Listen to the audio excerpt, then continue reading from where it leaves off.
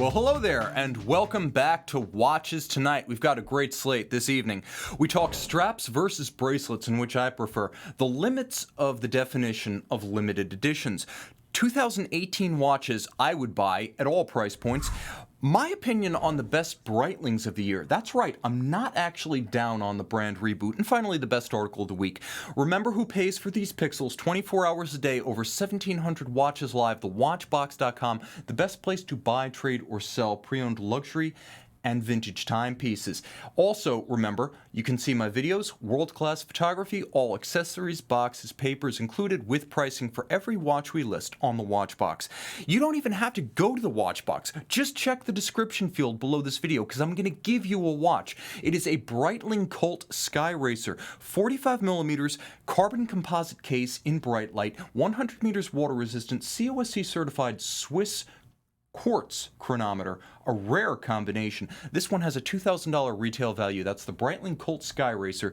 Win it via the link in our description box. Okay, batting practice, warming up your monitor with your pitches and my cuts. First up, Rudolph P. Tim, do you prefer straps or bracelets? That's a great question because it's the eternal battle. The eternal C, other than Rolex versus Omega. I prefer straps in almost all cases, and here's why. First, I find that they're simply easier to adjust. Whether it's a pin buckle or a deployant clasp, almost all can be more easily adjusted to correspond to a swelling or contracting wrist. Hot, cold, active, inactive, a strap gives you that flexibility. I also find that they're just more comfortable for me. Granted, every once in a while you get a dog of a strap, but the feel of natural rubber, silicone, or leather is almost always more pleasing against the skin than cold metal, to me at least. And I'll also say there's a useful tonal change from the metal of the case. Now, this is possibly the worst possible example. This is all monotone green because I simply love the crazy color. But when you've got gold or palladium or platinum or steel and a leather or rubber strap, you do get a contrast and an aesthetic element, a refinement, a second stage that you don't get with a metal bracelet. And so I appreciate it on that level too. Now, I will say there are exceptions when I would prefer the bracelet. First, cuttable straps. I hate this solution. You permanently set in stone the sizing of your strap, and if your wrist expands, contracts, you have very little adjustment built in. Now, Breitling gives you a sizable slider in some case, which is the right way to do this. A non-cuttable strap or a simple pin buckle is preferable. I really hate it when companies choose to fix the straps, either by including some sort of a screw that holds it in place, or, in the case of this Patek Philippe Aquanaut, a simple one-size-fits-all cut and set situation where there is no adjustment built in. And finally, remember that when you're buying a watch, it always costs less to buy the bracelet as original equipment than to pay for it as an accessory. I always say when you're looking at a watch like this X33 back in the day where you can get a strap or a bracelet, get the bracelet. Even if you're going to put it on a strap, set the bracelet aside, you'll get your money back when you sell. And remember, if you ever want to upgrade to the bracelet, you've kind of set yourself in stone. You're going to have to pay an accessory price rather than original equipment. Always buy a watch on the bracelet if it's an option, even if you're a strap guy. Okay, Wei C asks, Tim, you seem to be rather down on 2018 Breitling novelties. Is there anything you like about Breitling 2018? Thank you for asking, and yes, there is. There's a lot to love here, even if the launch to date and the reboot have been underwhelming. But here's what I like. First, the Navitimer 01 Chronograph 43. This is my favorite right here. Steel, tone-on-tone dial. This is the language that now communicates in-house calibers at Breitling. Black registers, blue dial, a subtle contrast. Add red and silver, and you've got a gorgeous medley of colors, tones, and contrasts and textures. Now, 43mm is the upper limit of what I would wear, but I think it's well chosen for a pilot-style watch with a complicated chronograph. Finally, I think at $8,600 with a 70-hour in-house caliber, vertical clutch column wheel chronograph, COSC certified. It's right between a Moonwatch and a Daytona, and I think that's a sweet spot. That was a Baselworld launch, a subtle one, but George Kern did well with the style and the substance. Okay, 38mm Navitimer 1. We begged, we asked, we pleaded for a smaller Breitling collection. Well, they finally delivered. Now, I find that it's the calculator bezel of a Navitimer, not the chronograph that defines it, so I'm actually okay with this. At 38mm, it's a handsome option that can be used as a Breitling dress watch watch. Who would have thought? I love that they bring back the early Breitling Navitimer narrow beaded bezel, a gorgeous touch, and I think that this is the watch we've been asking for from Breitling. And at $4,310, the price is right. We either put up or shut up. We buy or they no longer make watches like this. This is our window, purists. Okay. Navitimer 8 Unitime. At the debut of the new watches in February in New York City, this is the one that didn't feel sterile and alien to the Navitimer collection. Maybe it's the excessive calibration of the world time bezel, but this actually felt like a Navitimer. Automatic COSC, 70-hour in-house power reserve, and 100 meters water resistant. This is a watch that definitely deserves some love. And I'll say, a $380 premium to get it on the bracelet rather than the strap means that this is also an IQ test for watch collectors. Your first replacement strap will eat up almost all of your savings if you don't get this on the bracelet. All right, Navitimer Super 8 Titanium. At first glance, this 50mm monster looks like a holdover from Breitling's old regime, but it's not. Give it a chance. It's monstrously cool and a sign that the new management still has a sense of humor. Huge, green, titanium, lefty, and Tudor powered. Yes, it is powered by a Tudor MT series movement. This is an olive branch in olive color to fans of the previous iteration of Breitling, but it's so gonzo, I simply love it. That is not going to be a volume driver, that's an image builder, and I adore the fact that they had the audacity to make it. Now, Conrad S. asks, before Conrad S., let's jump into our live chat and acknowledge some of our fans and friends. Tom P. joining us. PY7 joining us, Shannon from Germany, Eddie Landsberg, proprietor of our Facebook fan page, Tristan P, Louis Yamin, Jason C, Mark S, and David Ebb. Welcome, guys. Some of you, Don Gizzle, are longtime viewers. Some of you have made our wrist chats for tonight, so stay tuned to find out who is who. Conrad S., back to your question. Okay, hey Tim, you have one choice. What is the single new model year 2018 watch that you would own, price notwithstanding? Well, I'm going to give you two, but it's going to be either or, so I only pick one, so I'm sort of sticking within the spirit of the question. First, a relatively accessible watch by the standards of this show, the Nomos Autobahn Pneumatic in midnight blue. This was my favorite accessibly priced watch of Baselworld. $4,800, 41 millimeters, automatic winding with a DUW 6101 in-house caliber. It has a bowl-shaped granular blue dial inspired by vintage racetracks like Indianapolis, Old Monza, and the Brooklands. With that gorgeous banked profile, you don't have to love motorsports to love the look of this watch, and you don't even necessarily have to love the look of this watch to love its monstrous lume. This thing glows like a vintage automotive dashboard at night. It captured my heart. 100 meters water resistant. It's not just for land sports. Okay, now here's my either or. Let's increase the price by about 9 times. Singer Track 1 Hong Kong. Ceramized aluminum. Absolutely gorgeous, a throwback to the cushion-shaped heyday of motorsports chronographs in the early 1970s. Now, the Singer Track 1 debuted last year, but this is the one I want. The world needs more orange watches, and this one complies and obliges me. Peripheral rotor automatic, 60-hour power reserve, 100 meters water resistant, a scrolling time display, a central chronograph time display that puts the chronograph at the center and gives you a sort of alternative exotic time display at 6 o'clock on the dial. You have the Agengraph caliber 6361. This is so cool, I can't even describe. The thing is gorgeous, the look is unique, it's very innovative, and it comes from Agenor, the people who built the Harry Winston Opus 9. For $45,000 with 50 pieces being offered, you don't have to be a fan of Singer Porsche or a resident of Hong Kong to love this one. And ultimately, this is probably the 2018 watch I would pick for myself. Okay, Albert F. asks, Tim, have you reconsidered your definition of a limited edition watch? Well, we've discussed this in the past. We should revisit it because I'll be the first to admit that I'm often wrong, and the process of understanding the watch world starts by acknowledging how little you know. And I tried to put a number on this in the past. I don't think you can, and here's why. The Omega Silver Snoopy 2. is a limited edition of 1,970 pieces. That was 2015. The Silver Snoopy 1 from 2003 is 5,441.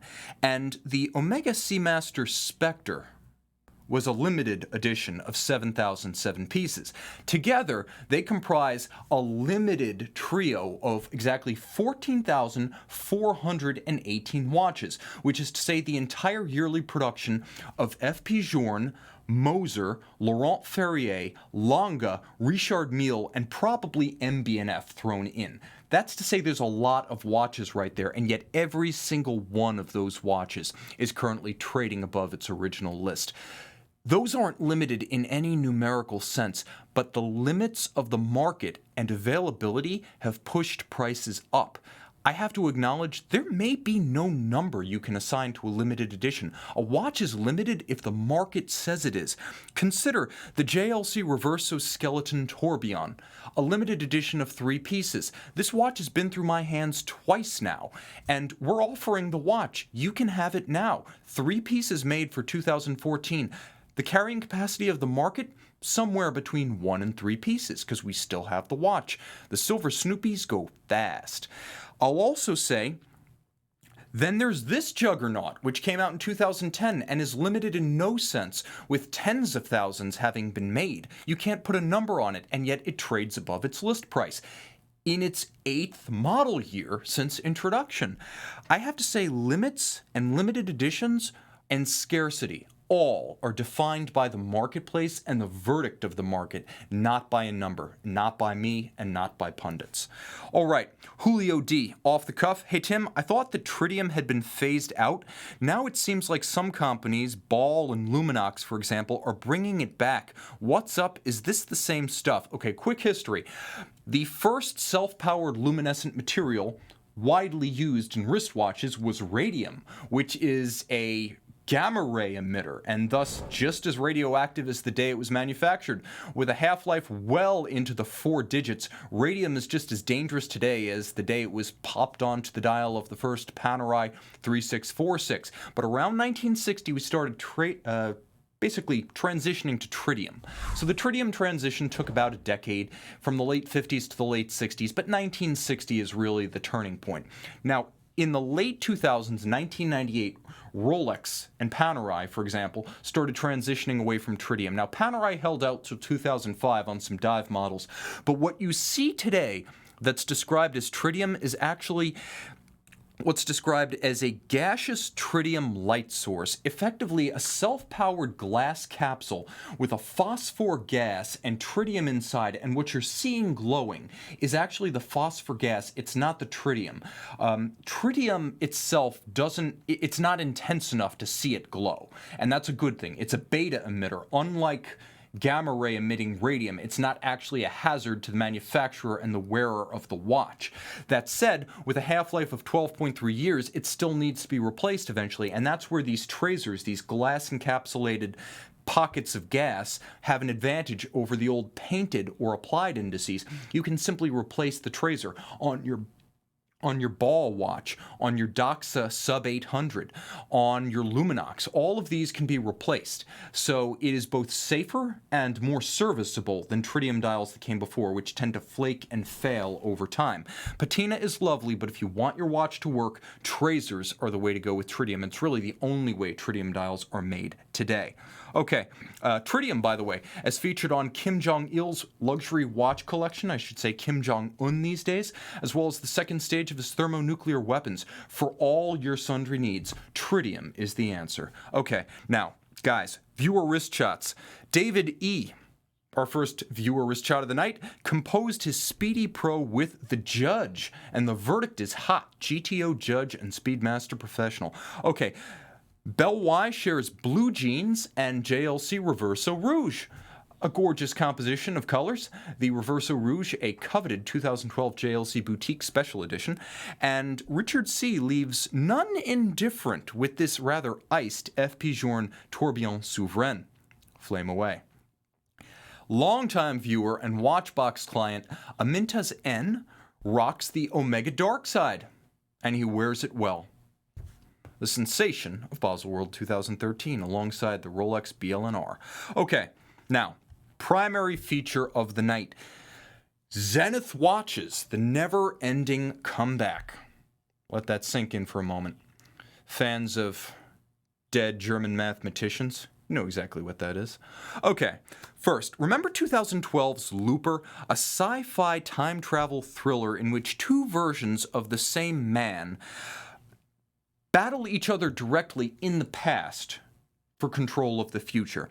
Okay, the notion of reliving the past in real time seems relevant to modern iterations of Zenith SA, a 153-year-old luxury watch brand owned by Louis Vuitton Moet Hennessy since 1999. Now, more relevant to the watch enthusiast, Zenith is known as a premier integrated manufacturer. It was one of the very first of its kind in 1865, famed for its revered but essentially faceless El Primero integrated high-beat chronograph caliber, and the underrated but fantastic ultra-thin Elite automatic. The Elite is the hidden jewel in the whole organization. Okay, but despite history, impressive capabilities, and many desirable past models, Zenith struggles for identity within LVMH between the value play of Tag Heuer and the bombast of flagship brand Hublot's unlimited marketing budget. We've talked about the Zenith comeback before, but we really need to drill down into it tonight, so we're going in depth. First, consider how many CEOs Zenith has had since 2001, starting with aspiring Bond villain Terry Nataf from 2001 to 2009. That's not even the craziest photo I've got of him tonight.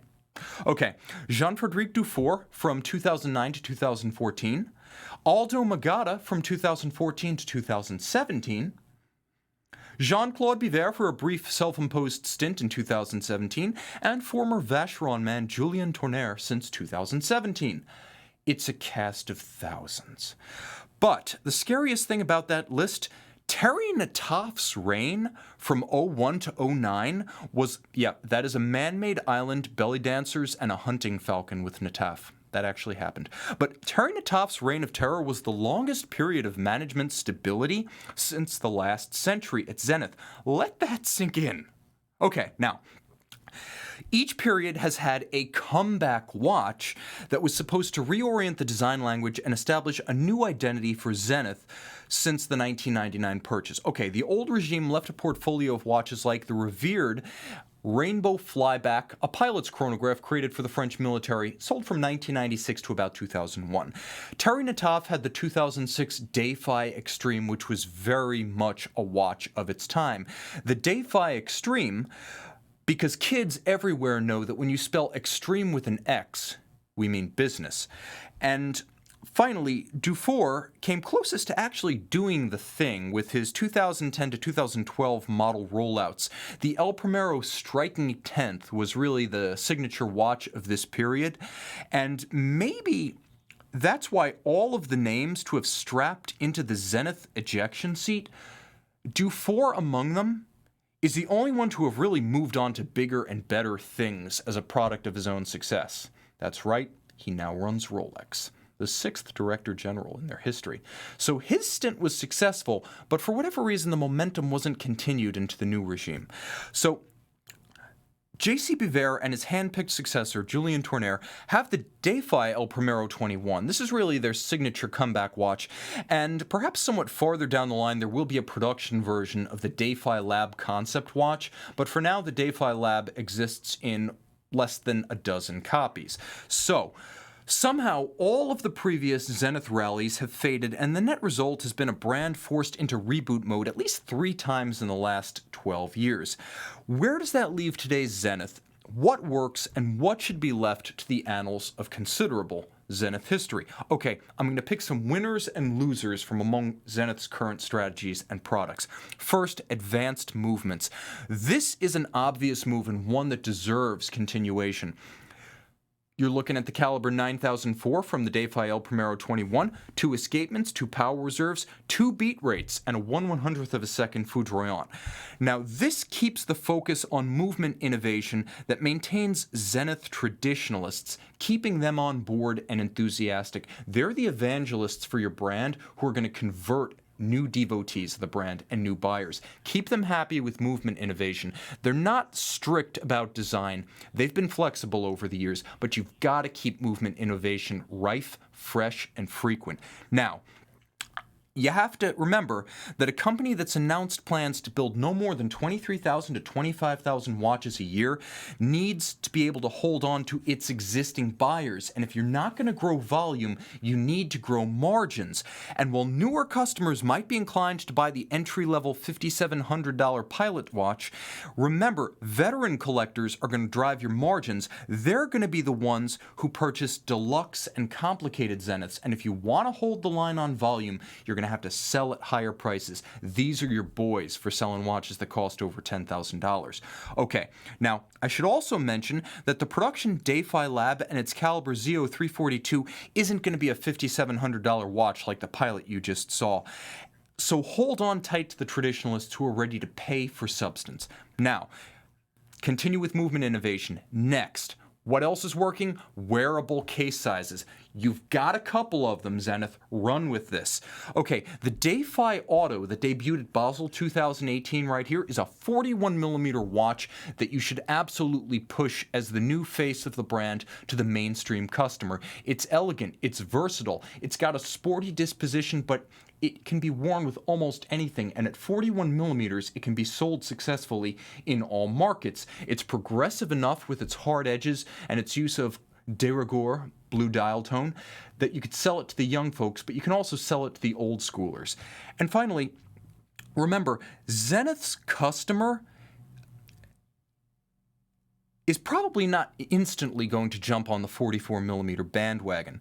So remember that the current 44mm models should probably be allowed to finish their cycle, but pull an IWC Pilots line 2016 with me, Zenith, and for the next round of watches like the Dayfi El Primero 21, 42mm. Make that the new normal. 44 is pushing it, and it confuses identity with Hublot and Tag Heuer.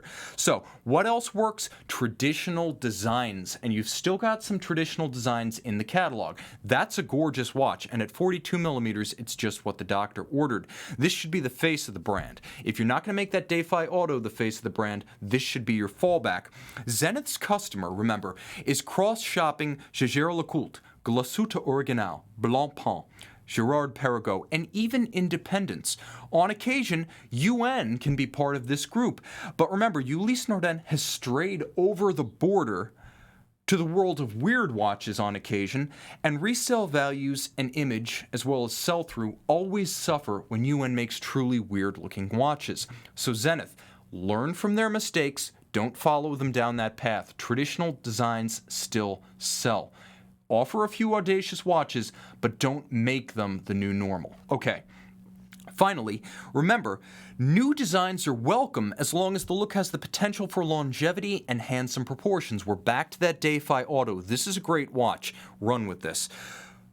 Remember, at Basel 2010, Jean-Frédéric Dufour parlayed those 2010 Zeniths into the head honcho job at Rolex.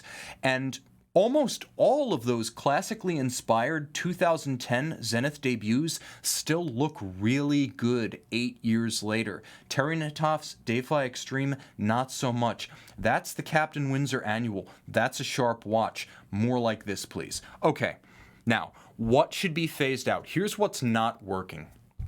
And I think a lot of you guys watching live can probably preempt me here, but let me know, what do you like about the current Zenith path, strategy, tack, line? What don't you like about what Zenith's doing now? I'll read out the best in the... Okay, Kiki Fry is asking, Tim, what do you think the Zenith Dayfi 21 will do in the long term? Will it hold its value, or we see it at 60% off? That's entirely up to Zenith. Zenith, how many do you want to make? The ball's in your court. Okay, but jumping back to things that need to be phased out. Zenith, among current practices, discontinue the following. First, unfocused marketing. Can we all agree that 70-year-old rockers are not the future face of Zenith? This always struck me as insincere, and that's a bigger problem than the age of these guys. I don't honestly believe that they love the brand. If they were all about Zenith and truly admired it and wore the stuff unsponsored, I would say fine, those are great ambassadors. The most sincere ambassadors are the best.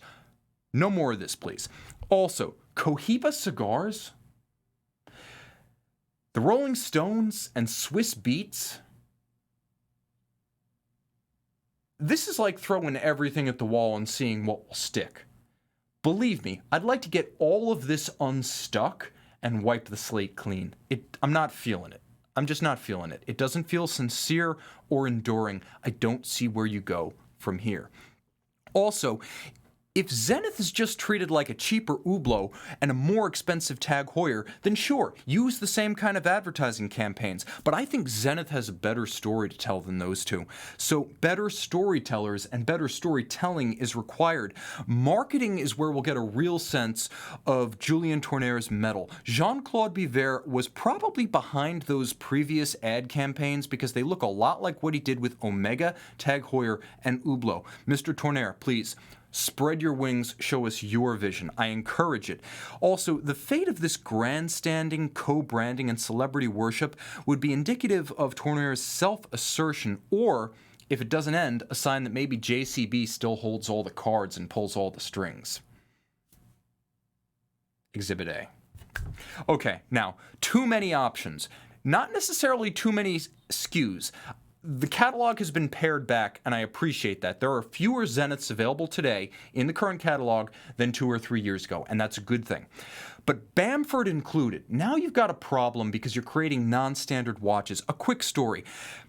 Consider the resale issues this is going to create and the image issues that are now beyond your ability to control as people start creating one-off custom watches and those hit the secondary market. Now, I own a Carvin guitar from a company called Carvin Kiesel. They are an old builder in the US that sells direct and lets you create your custom guitar.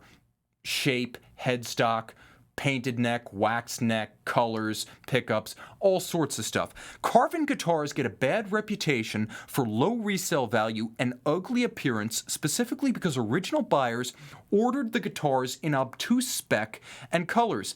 As with guitars and custom cars, your custom dream might be somebody else's nightmare. Spoiler alert. That actually happened. So what am I saying? In my opinion, mass-producing non-standard watches in limitless design configurations dilutes the brand and resale value on secondary markets. This might be okay for Tag Heuer at the entry level, but it's wrong for Zenith. Virtually all custom cars and guitars sell for less than standard but coveted iconic products on pre-owned markets.